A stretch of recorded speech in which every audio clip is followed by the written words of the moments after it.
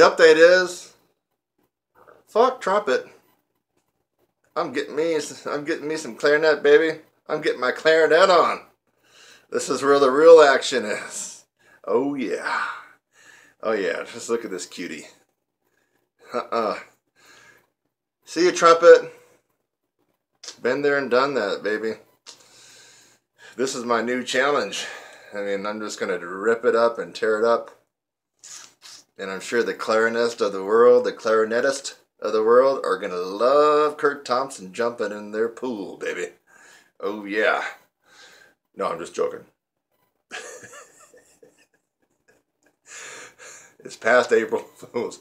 I ain't jumping ship onto the bamboo boat here. No. But this is another update. And the update is I'm making a course for woodwind and double reeds for upper register. You might be thinking, Kurt, just how in the hell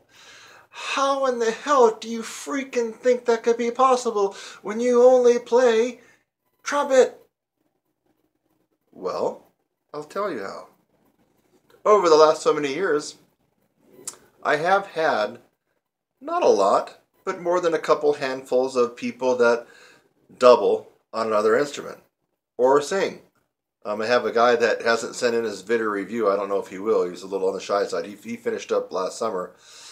He's an old dude up in, I believe, up in New Jersey. No. He's up in Niagara, near Niagara. He's about late 70s, and he's a window washer. But he also sings and plays trumpet. Anyways, tried to twist his arm to put a little something together for his review, but he hasn't done it yet, and now it's been a while. But anyway, that's just an example. So I've had a lot of people that not only play a brass instrument, trumpet, some will play trumpet and trombone, trumpet and French horn, but I have had people cross over into the other family, and from the brass wind to the woodwind family, and I've had people that played trumpet and sax, trumpet and soprano sax, for example. Did I have a bone player that also played bari sax? I don't know. But anyway, I've had a little mixed bag of different people. But there's one common theme with these guys that played a brass instrument, but also played one of these. Played an instrument that had one of these. See the reed? They told me that they noticed a significant improvement on their woodwind instrument after participating in my 16-week upper register course. I'm like, hello, that doesn't make any sense.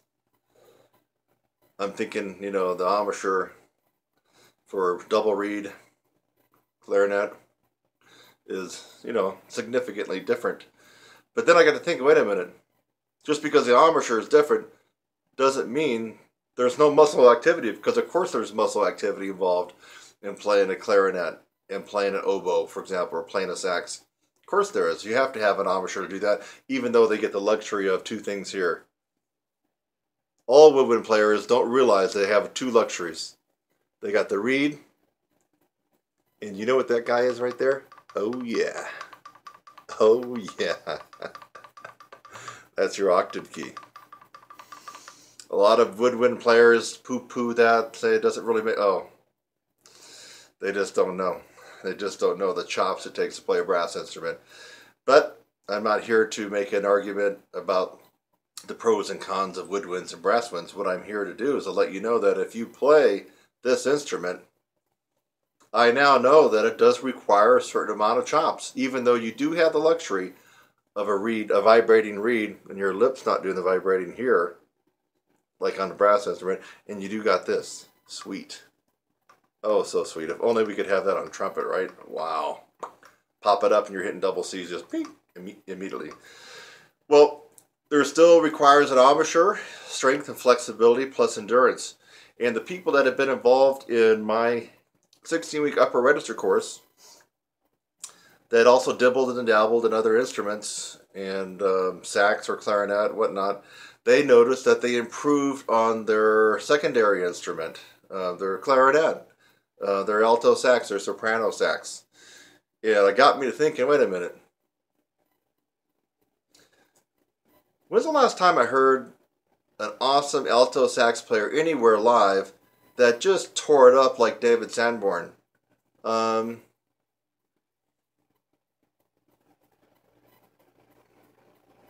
Nada. When's the last time I went to a big band? Even when I saw the Big Fat Band several years ago, I think it was at Vitello's in L.A., West L.A., I believe. And just any professional big band, you name it. When's the last time that you heard a sax player that had the chops of steel in the range of dog whistles like Lenny Pickett? Oh, you don't know who Lenny Pickett is? He's the guy that used to have the real big beard and the fro and everything on Saturday Night Live. And I believe he still ends the concerts. I haven't watched it, the concert. I mean, ends their presentation, their skits and everything. He would always, be doing the ad lib with the real high pitched sound on his bari sax. So Lenny Pickett, you don't come across a guy like that hardly. I haven't heard any saxophone player in the low part, either tenor or bari, that can tear it up like Lenny Pickett, and I don't hear anybody that can just nail it like David Sanborn. So that all suggests that you woodwind players have the ability to really increase your chops. Most of you are in the status quo. And listen, I know that there is an altissimo register on this baby, and I know that it requires maybe a certain approach, a little slightly change in your embouchure, and of course you have to know the right fingerings. I think some of the fingers even half cover it and things like that. So I'm not here to teach you clarinet. I'm not here to teach you alto sax. I'm not here, and I'm not going to pretend to teach you oboe and bassoon. But what you can rest assured is I will teach you how to get stronger, more flexible, and have the endurance of a herd of, or pride of lions, not a herd. They're chasing a herd of wildebeest, but the endurance of a pride of lions that are able to run and run and run. So this is not out yet. I just have the outline of it. It's likely going to be a much shorter course than the 16-week course. I am sketching it out. Right now it's tentatively looking to be 8 weeks to maybe 10 weeks of a course for all woodwind players. Now I did include flute. In fact, a trumpet player that I used to play with, in fact I even tutored in a couple of his bands when I was up in Seattle. His name is Jay Thomas. Anybody that knows Jay Thomas knows that he can get down on flute and saxophone. And so I had another trumpet player in the group, I know in my course several years ago, that played a pretty good flute. And he said that the flute embouchure is significantly different than, say, like playing clarinet, for example, or playing trumpet. And so I'm not including flute because I can't quite be sure. I don't have the data to back up that would help out a flute player. I don't know that really that my techniques would. But the data is hard and it's solid, it's rock solid, that would help out anybody that plays on a reed instrument. Whether a single reed like this or a double-sided reed like your oboes, oboes, English horns, and bassoons use. And so they got to have real chops, They're always walking around with their fishing tackle box and carving their reeds. So anyway, I'm here to tell you that this is an update that there is a course in the works for all woodwind players minus flute. So if you're a woodwind player and if you're a sax player, an alto sax, and you've always dreamed of being able to just rip it up and just tear it up like David Sanborn, but you don't have the chops, it might now be possible once you complete my course. Same thing with tenor sax and bari sax players that would like to get up in that super duper altissimo range and be able to, use that in their ad lib and improvisation. So I'm excited about this. We're going to see what's going to happen.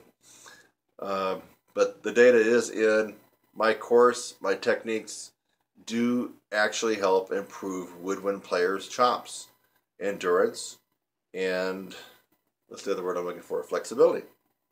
So stay tuned. This one may be just maybe might be coming out around Christmas time if we're lucky. I'm rolling out 2 other specialty courses. One's coming out very soon. Another one probably around back to school, give or take, maybe before that. And then this one here is going to require a lot of thinking and a lot of planning to make sure that the techniques in the course are going to be valid and appropriate and potent for woodwind players. But I'm excited about it, and so I'll be posting this in some of the woodwind groups that I belong to. And if, for example, if I post this in a flute group, well, don't get mad that this is not about flute. Surely, if you're a flute player, you might also double on what? Clarinet, or if just pass it along to your friends. If you're a flute player, you might know an oboist, you might know a bassoonist, you might know a sax player.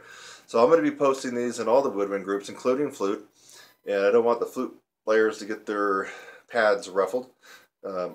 You surely must know a friend or a player or a coworker that plays on a reed instrument. And if you do, I just want you to copy, paste, and forward this on to them. So I'm Kurt Thompson, and I'll put my website link down there below. This course is not yet done, barely started, but it will be at some point, and I'm excited to see what's going to happen to all the woodwind players that get involved in my course. Cheerio. I really can't run this promo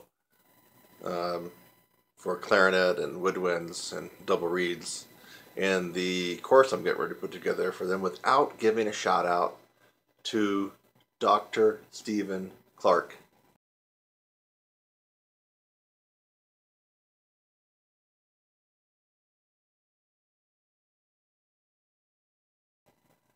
Professor Clark, when I was at Austin Peay State University, was one of the instructors that seemed to really care a lot about his students. I liked him a lot then. I still like him now. We've communicated just intermittently on Facebook. But Dr. Clark, thanks. I don't know if you remember. You probably don't remember, but I did take clarinet from you. And I don't know if I think it was, if we were still on quarters there at the P, if it was 10 weeks. But Dr. Clark is such a good teacher that after all these years, we're talking many, many years, I was able to dust off the clarinet, do a couple little different things, and I found that I could still, run up a couple scales, and my tone's not that good. I'm not a clarinet player. I did this in conjunction with the music ed program there at Austin Peay State University. But I got to give a shout out to Dr. Clark. I mean, I wouldn't have these skills just to be able to get on here. And after all these years, it's been, let's see, I'm 35, Dr. Clark, so it has to have been at least 10 years, right? Right, Dr. Clark? We're still both young guys, so it's been at least a decade. So, and I still have these clarinet skills, and it's all because I took clarinet lessons from Professor Stephen Clark at Austin Peay State University. I just wanted to give a shout out. It's amazing. Once you get the education, no one can take it away from you. It stays up in here and in here and here. So anyway, thank you, Dr. Clark. Just a shout out to you. I appreciate it. Bye-bye.